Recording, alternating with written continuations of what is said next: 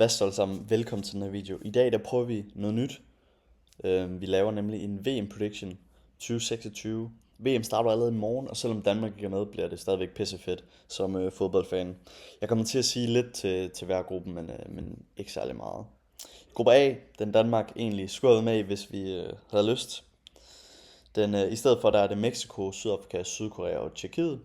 Jeg tror simpelthen Mexico hjemmebane vinder den her gruppe, hvor det Sydkorea med stjerner som Lee og Cho kommer til at ende lige efter. Og så ved jeg ikke, skal man så... Okay, så hvis man tror, de går videre som træer, skal man så også skrive det. Ved du hvad, det tror jeg ikke nogen af dem her gør. Gruppe B, Canada, Bosnien, Katar og Schweiz. Jeg tror simpelthen her, at Canada ender etter. Så jeg tror simpelthen Bosnien, altså Bosnien, det er low-key mit andet hold, tror jeg. Og så Schweiz ender træer. Det er måske lidt crazy. Okay, gruppe C. Brasilien, Marokko, Haiti og Skotland. Jeg tror Brasilien vinder den her gruppe. De er jo også favoritter i den her gruppe. Men ellers Marokko, som kom i semifinalen sidste gang. Og så Skotland, som er det her land, som blandt andet slog Danmark i kvalifikationen. Men også har rigtig meget gejst. Og jeg tror faktisk, gejsten vil gøre nok til at de faktisk ender med at slå Marokko og ender toer. Gruppe D, jeg tror simpelthen det her det er en walk in the park. Jeg tror USA vinder den her gruppe, og så tror jeg faktisk at altså Tyrkiet de valgte ikke at tage Simsia med, og af den grund så tror jeg også det bliver straffet. Jeg tror simpelthen Australien med stjerner som Evo Mabil og også Matthew Ryan på mål. Og jeg tror at Tyrkiet går videre som en tredjeplads. Jeg skal også lige være sådan der. Jeg tror at Tyskland vinder den her gruppe rimelig nemt. Og så bliver det spændende her, fordi Ecuador og Elfenbenskysten er begge to lande, som mange har en lille dark horse forventning til. Hvor det her stjernespækket hold for Elfenbenskysten med stjerner som Diomande og Ecuador har spillere som Denis Suarez, spillere som ja, de har sgu mange spillere. Moises Caicedo og så videre. Også et stærkt forsvar med Hincapié. Og de har også Del Castillo på midtbanen. Og så har de jo også Pacho også. Så jeg tror simpelthen det er nok til... Jeg tror faktisk Ecuador ender med at komme to i den her gruppe. Og så, ja, Cocao. Jeg ved sgu ikke lige hvad jeg skal sige. Altså, det er jo basically bare hollandske spillere der ikke kunne spille for Holland. Så ja. Og så er det til gruppe F. Det her det er Hollands gruppe, Japan, Sverige og Tunesien. Jeg tror Sverige ender toer, Holland ender etter. Har et rigtig godt forsvar til det her VM. Selvom Timber han gik ud med en skade og ikke deltager, så tror jeg tror Japan ender 3 og så Tunesien ender 4. Umiddelbart. Det næste her, det er en lidt svag gruppe vil jeg sige. Belgien som klar favorit, jeg tror også de ender etter. Så tror jeg her at selvom at Salah fra Egypten er der, så tror jeg simpelthen Iran, altså jeg tror simpelthen de er så tændte efter at spille i USA. Det er jo sådan at de har kun opholdstilladelse i 24 timer, så de bliver eskorteret ind og spille kampen, og så bliver de direkte eskorteret ud af landet igen, selvom de har flere kampe i USA. Det er fuldstændig vanvittigt.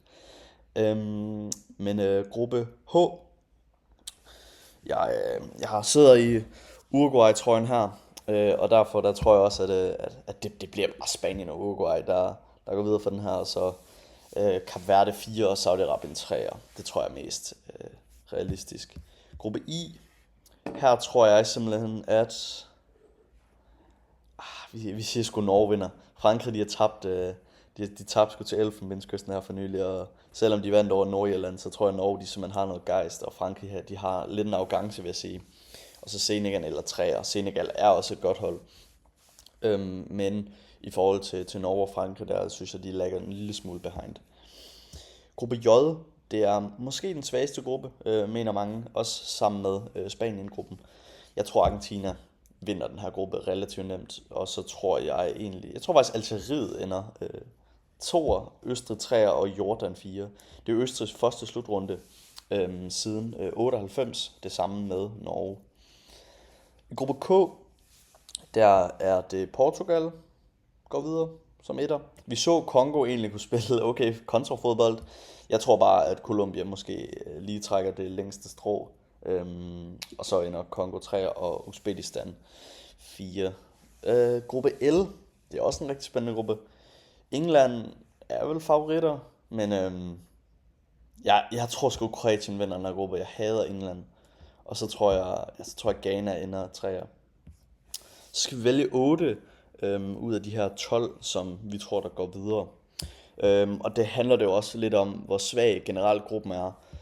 Hvor at jeg tror, at Tjekkiet ender 3'er, hvor at jeg predicter dem til at have en sejr over Sydafrika. Så jeg tror faktisk, at de går videre. Hvor man kan også sige, at Marokkos gruppe er jo egentlig svær. Dog tror jeg, at de også ender. Ja. Generelt så skal man jo, hvis man har 4 point, så er man 100% sikker. Og når man lige kigger over her, så tror jeg, at Tyrkiet, de også nok skal gå videre. Elfenbenskysten skal nok også gå videre. Jeg tror også, at Ghana går videre. Og Saudi-Arabien har en nem kamp, så derfor tror jeg også, at de går videre. Og Senegal har faktisk en svær, så jeg tror faktisk ikke, de går videre. Jeg tror, Japan godt kan gå videre. Og så den sidste siger jeg Egypten. Så lad os se her.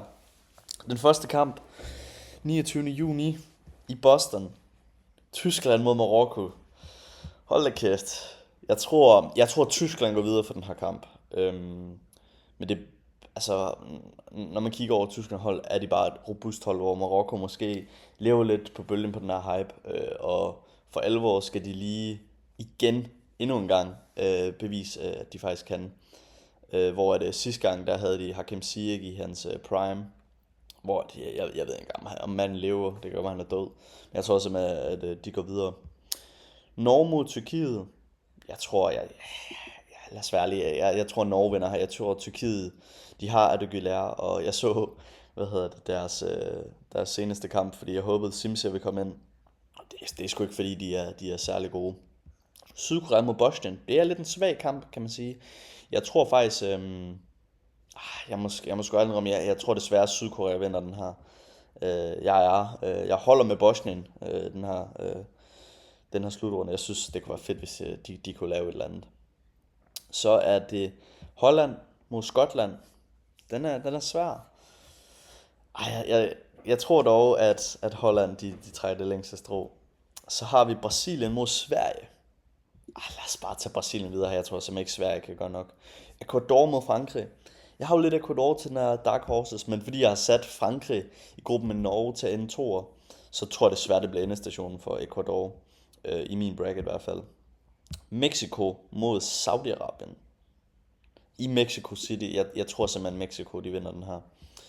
Og Kroatien mod Elfenbenskysten. Der tror jeg kommer et lille opsæt, hvis man kan sige det. Jeg tror faktisk, Elfenbenskysten går videre for den. Colombia-England. Det er kvartfinalen fra 2018, hvis jeg ikke husker meget galt. Og der vandt England, og jeg tror også, de vinder igen. Spanien mod Algeriet. Lad os bare gøre det kort. Spanien, de vinder den her. I San Francisco. USA mod Japan. Kampen om Pearl Harbor, kan man sige. Jeg tror simpelthen, USA vinder den her kamp. Med stjerner som Podolski. Nogle mener jo, han er en af de bedste fodboldspillere i verden. Det mener jeg ikke. Ja, ved du hvad. Fuck det. Seattle. Fuck Tjekkiet, er det ikke det vi siger? Belgien, gå videre. Det skulle have været os, der så vi fandme vundet VM. Argentina mod Uruguay. Kampen om Sydamerika. Kampen om de gamle nazister. Jeg tror Argentina vinder den her. Selvom jeg sad i Uruguay, så tror jeg Argentina de vinder. Australien mod Iran. Det er low-key. Det er faktisk lidt en shitty kamp. Jeg tror Australien vil gå videre for den. Så har vi Canada, Egypten. Der tror jeg faktisk i Vancouver. Der tror jeg tror Egypten vinder den her kamp. Måske et lille opsæt. Portugal mod Ghana. Jeg kan godt lide Ghana, men de har virkelig haft en dårlig stime på det sidste. Så der går Portugal selvfølgelig videre. Og så skal vi se her, så bliver round of 16. Første kamp bliver spillet mellem Tyskland og Norge. jeg må desværre gå med Tyskland her. Sydkorea mod Holland. Ved du hvad, der prøver vi at gå med et opsæt. Vi ser Sydkorea. Kom nu. Ej, en sindssyg kamp, hvis det her det kommer til at lade sig gøre i 16-delsfinalen. Brasilien, tror jeg. Jeg tror Frankrig vinder den her desværre. Jeg håber lidt på Brasilien. Det er lidt federe fodbold end de arrogante franskmænd. I Mexico City igen. Okay, Mexico, hvis de ender etter, så spiller de bare Mexico hele vejen. Jeg tror Elfenbenskysten vil vinde den her kamp. England mod Spanien. Hold da kæft, en kamp vi også kan få i den her kamp. Eller vi kan også få her. Jeg tror Spanien vil gå videre her. Så har vi USA mod Belgien. Lad os være ærlig. Belgien vinder den her kamp. Selvom det bliver spillet i USA, jeg tror ikke det er nok. Argentina mod Australien. Ligesom det var i Qatar i 22, der endte kampen med 1-0 jo. Og ved du hvad, jeg tror også Argentina vinder den her. Egypten mod Portugal. Der tror jeg Portugal vinder. Og jeg kan allerede se nu, hvad det skal betyde. Men den første kvartfinale kamp, det er også en kamp, vi har set mange gange. Jeg kan ikke, Tyskland har også spillet mod Japan et par gange. Men mod Sydkorea, de har haft dårligt med de der asiater der. Tyskland, men jeg tror lige nu, der vil de komme til at vinde. Spanien mod Belgien, jeg tror det vil ende i en Spanien. Frankrig mod, kan man sige, Frankrigs B-hold i Elfenbenskysten. Jeg tror Frankrig vil vinde den her kamp. Og så er det så Argentina mod Portugal.